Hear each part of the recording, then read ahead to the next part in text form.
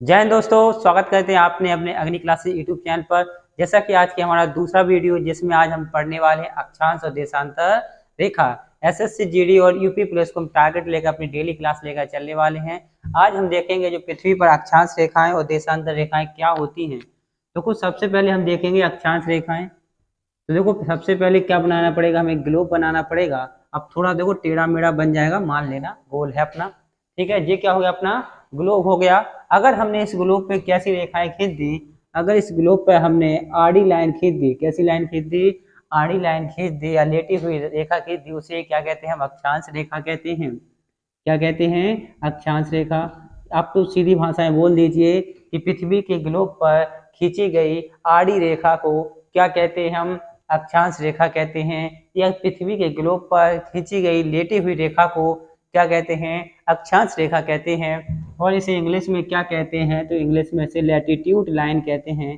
क्या कहते हैं, लैटिट्यूड लाइन कहते हैं। ये क्या है, हमारी अक्षांश रेखाएं। आज हमें अक्षांश रेखाओं को भी समझना है और साथ में क्या समझना है, साथ में समझना है देशांतर रेखाएं। देशांतर रेखाएं क्या होती हैं, तो पृथ्वी के ग्लोब पर उत्तरी ध्रुव को दक्षिणी ध्रुव से मिलाने वाली सीधी खड़ी लाइन को ही हम देशांतर रेखा कहते हैं। मतलब उत्तरी ध्रुव ये हो गया, दक्षिणी ध्रुव ये हो गया, इसके ऊपर से सीधी खड़ी लाइन को ही हम क्या कहते हैं, देशांतर रेखा कहते हैं। या क्या कहेंगे, इसको क्या कहेंगे, हम देशांतर रेखा कहेंगे। और इसी को क्या कहते हैं, इसी को ही हम लॉन्गिट्यूड लाइन कहते हैं। क्या कहते हैं, लॉन्गिट्यूड लाइन कहते हैं। आज हमें अक्षांश रेखाओं के बारे में पूरी डिटेल पढ़ना है और देशांतर रेखाओं के बारे में फुल डिटेल पढ़ना है। अगर ये हमारी अक्षांश रेखा है तो जो बीच की अक्षांश रेखा होती है उसे हम 0 डिग्री अक्षांश रेखा कहते हैं। क्या कहते हैं, 0 डिग्री अक्षांश रेखा कहते हैं। इसी 0 डिग्री अक्षांश रेखा को हम क्या बोलेंगे, भूमध्य रेखा बोलेंगे। क्या बोलेंगे, भूमध्य रेखा बोलेंगे। अब इस भूमध्य रेखा के जैसे ही हम ऊपर जाएंगे, क्या जहाँ कहाँ जाएंगे, ऊपर जाएंगे, तो इस प्रकार आप ऊपर जाएंगे तो देखो आप यहाँ से ऊपर तक कितनी लाइन खींच सकते हैं, तो आप बोलेंगे सर 90 तक जाएंगे। कितनी डिग्री तक, 90 डिग्री। क्योंकि जब भी आप बचपन में एक ड्राम बॉक्स लाते थे, एक चांदा लेकर आते थे, तो उसमें क्या देखते थे, एक चांदा इस प्रकार रहता था, उसमें 0 से 90 तक का कोण बना रहता था।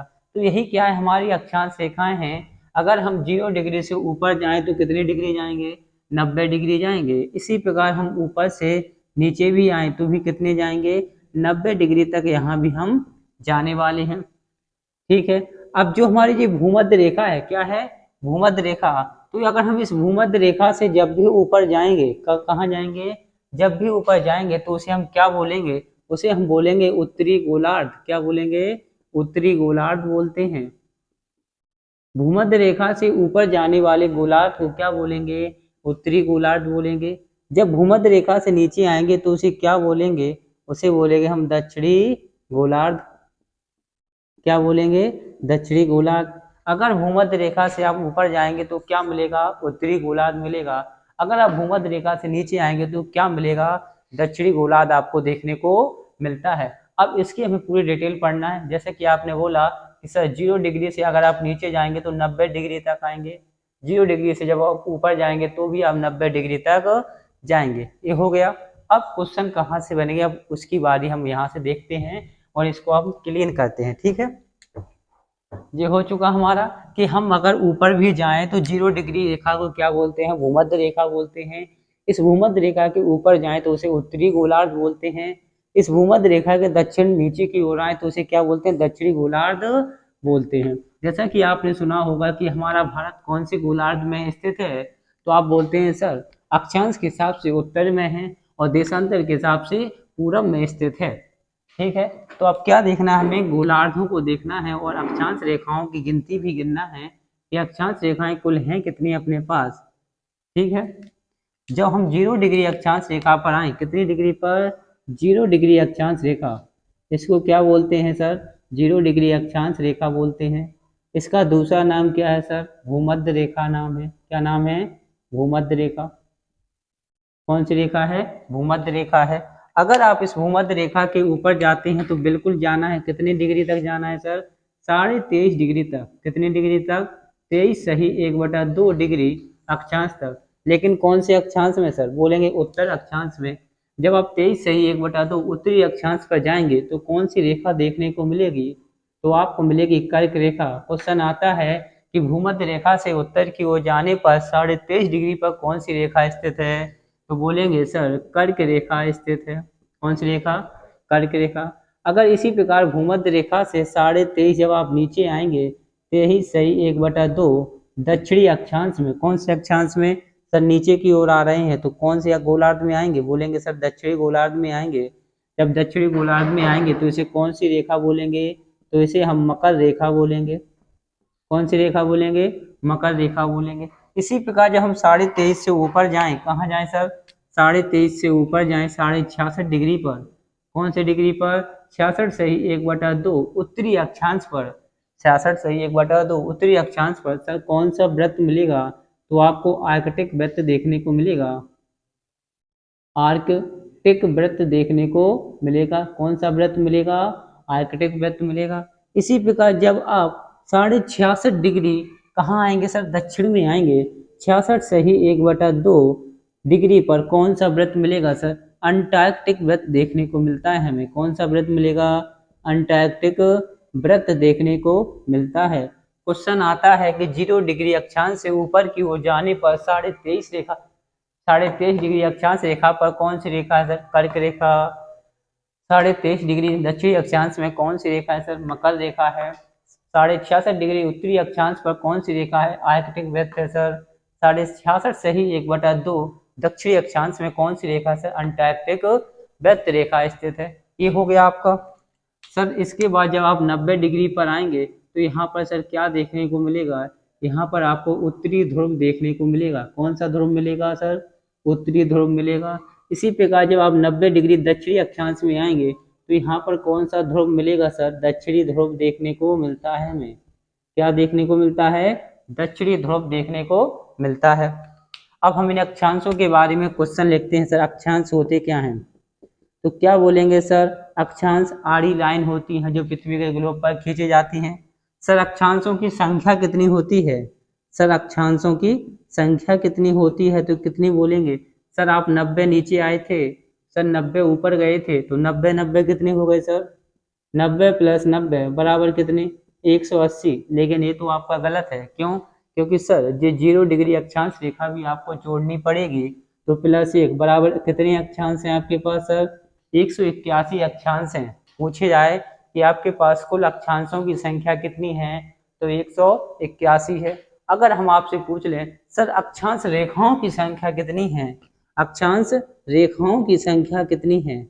यहाँ पर हमने कुल अक्षांश पूछे थे पहले, अब यहाँ पर रेखाएं पूछ रहे हैं। तो देखो सर जी 90 डिग्री एक बिंदु मात्र है, यह कोई रेखा नहीं है। रेखा क्या होती है? जब एक बिंदु को दूसरे बिंदु से मिला है उसे ही हम क्या कहते हैं? रेखा कहते हैं। लेकिन 90 डिग्री दक्षिणी ध्रुव में और 90 डिग्री उत्तरी ध्रुव में कोई भी रेखा नहीं है। तो मतलब 181 में से आपको 2 घटा देना है तो कितने आ जाएंगे सर? 179 अक्षांश रेखाएं हैं। कितनी हैं सर? 179 आपकी अक्षांश रेखाएं हैं। अगर हम अक्षांश रेखाओं की बात करें तो जो अपनी प्रत्येक अक्षांश रेखाएं हैं 1 डिग्री के कोण पर खींची जाती हैं। कितने डिग्री पर? 1 डिग्री के कोण पर खींची जाती हैं। अगर हम आपसे पूछें अक्षांशों के बीच के क्षेत्र को क्या कहते हैं तो अक्षांशों के बीच के क्षेत्र को हम कटिबंध कहते हैं। आपको लिखते चलना है, अपनी फेयर बनाते चलना है। हम डेली आपके लिए एक टॉपिक वाइज क्लास लेकर आने वाले हैं। प्रत्येक अक्षांश रेखा को 1 डिग्री के कोण पर खींचा जाता है। अक्षांश रेखाओं के बीच के क्षेत्र को कटिबंध कहते हैं। अगर क्वेश्चन आ जाए कि जो अक्षांश रेखाएं हैं इनकी बीच की दूरी कितनी होगी तो क्या बोलेंगे सर? अक्षांश रेखाओं के बीच की दूरी 111.13 किलोमीटर होती है। कितनी होती है? 111.13 किलोमीटर होती है। ये चीजें आपको याद करके ही चलना है। अब 3 क्वेश्चन यहाँ से भी आते हैं कि सर कर्क रेखा को 2 बार काटने वाली नदी कौन सी है? तो आपको पता है, सबको पता होगा क्या सर? कर्क रेखा को 2 बार माही नदी काटती है। कौन सी नदी काटती है सर? माही नदी कर्क रेखा को 2 बार काटती है, जो भारत के मध्य प्रदेश के धार जिले से निकलती है। इसके बाद सर भूमध्य रेखा को 2 बार कौन सी नदी काटेगी? सर कांगो नदी भूमध्य रेखा को 2 बार काटती है, जो अफ्रीका महाद्वीप में स्थित है। जो कहाँ स्थित है सर, अफ्रीका महाद्वीप में स्थित है। सर मकर रेखा को भी 2 बार कौन सी नदी काटेगी, तो बोलेंगे सर लिम्पोपो नदी। लिम्पोपो नदी है जो अफ्रीका महाद्वीप में स्थित है, वह इसको 2 बार काटती है। इतना हो गया। अब जो अक्षांश रेखाएं हैं इनके बीच में हमें कटिबंध भी देखने को मिलेंगे। अगर आपसे पूछे कि पृथ्वी पर अक्षांशों के हिसाब से कितने कटिबंध स्थित हैं, तो आपके पास 6 कटिबंध स्थित हैं। कितने कटिबंध हैं? 6 कटिबंध स्थित हैं। अब कैसे कटिबंध हैं सर, जब भी आप अक्षांशों में आए 0 डिग्री से 23.5 ऊपर की ओर जाएंगे तो इसके बीच में आपको मिलेगा उष्ण कटिबंध। कौन सा कटिबंध देखने को मिलेगा?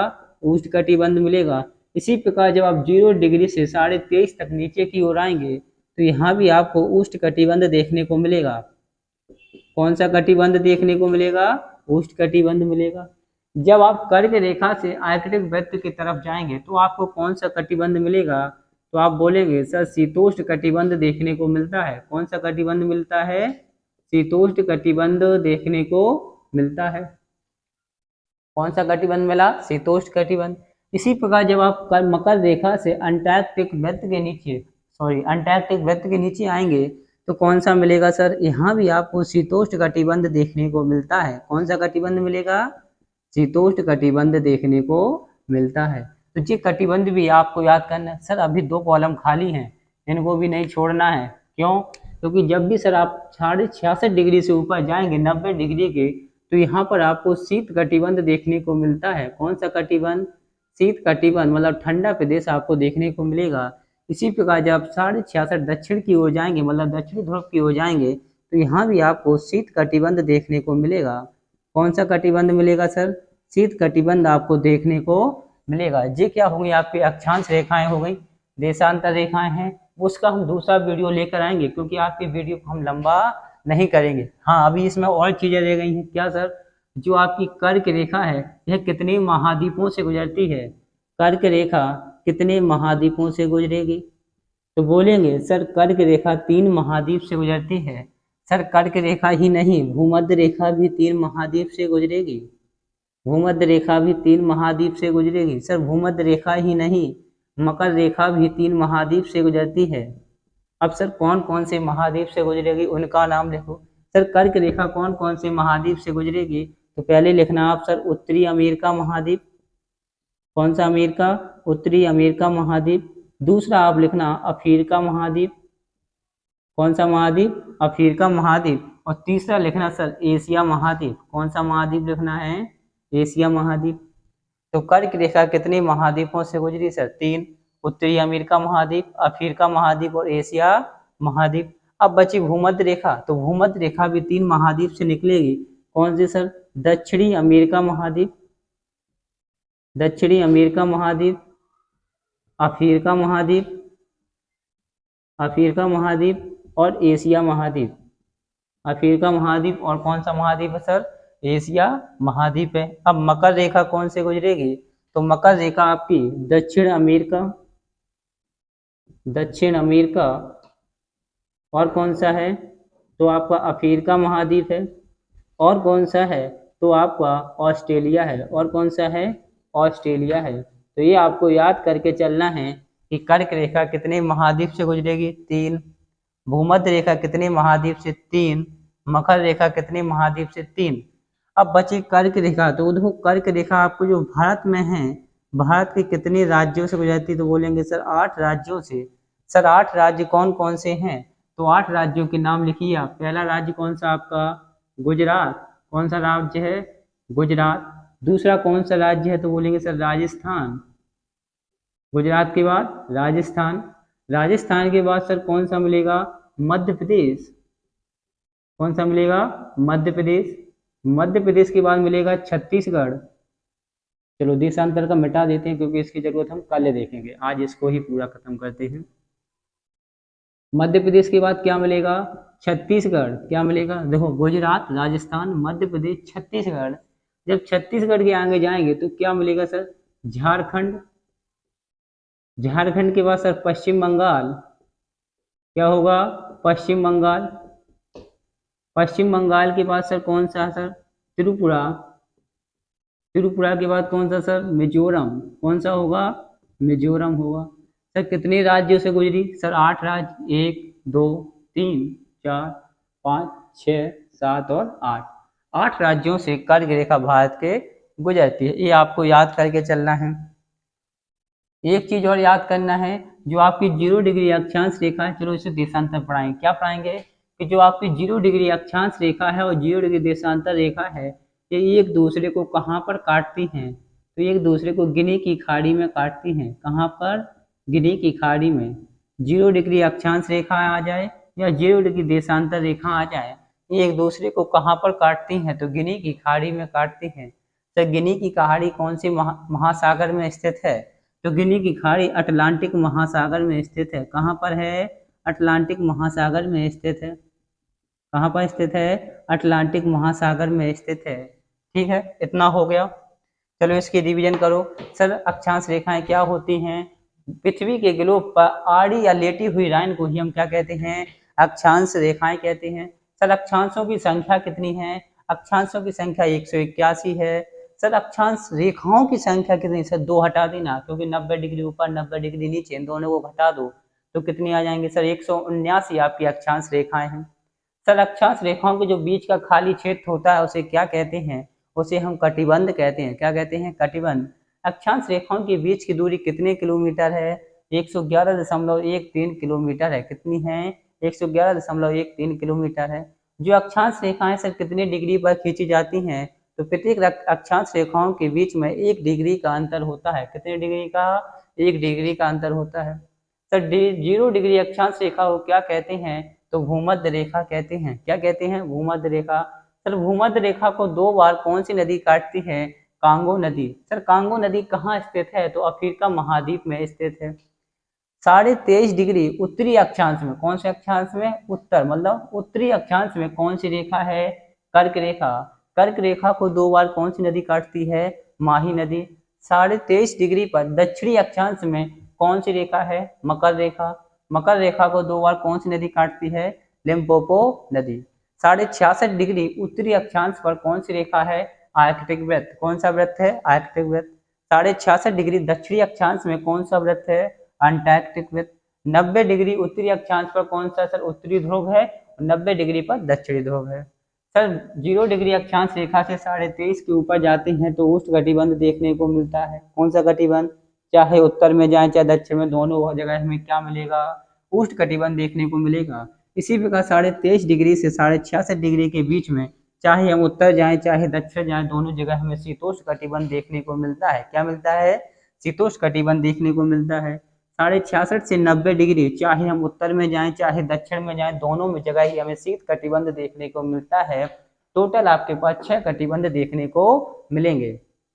1 2 3 4 5 और 6 कटिबंध देखने को मिल रहे हैं। अब बात करते हैं जो कर्क रेखा, तो कर्क रेखा आपके 3 महाद्वीप से गुजरती है। उत्तर अमेरिका महाद्वीप, अफ्रीका महाद्वीप और एशिया महाद्वीप। भूमध्य रेखा भी 3 महाद्वीप से गुजरती है। दक्षिण अमेरिका महाद्वीप, अफ्रीका महाद्वीप और एशिया महाद्वीप। मकर रेखा भी आपके 3 महाद्वीप से गुजरेगी। दक्षिण अमेरिका, अफ्रीका और ऑस्ट्रेलिया। और कहाँ से गुजरेगी? ऑस्ट्रेलिया से गुजरेगी। कर्क रेखा भारत के 8 राज्यों से गुजरती है। 8 राज्य कौन कौन से? गुजरात, राजस्थान, मध्य प्रदेश, छत्तीसगढ़, झारखंड, पश्चिम बंगाल, त्रिपुरा और मिजोरम। अब एक क्वेश्चन और रह गया है, जो 0 डिग्री अक्षांश रेखा है और 0 डिग्री देशांतर रेखा है, एक दूसरे को कहाँ काटते हैं? तो गिनी की खाड़ी में काटते हैं। गिनी की खाड़ी कहाँ स्थित है? तो अटलांटिक महासागर में स्थित है। आज की वीडियो को हम यहीं समाप्त करते हैं। कल हम लेकर आएंगे आपको देशांतर को। तो सबसे पहले आपको इसको पूरा लिखना है और अपनी एक फेयर नोट बना के चलना है, जी के बूस्टर के नाम से। ठीक है, मिलते हैं कल। जय हिंद दोस्तों।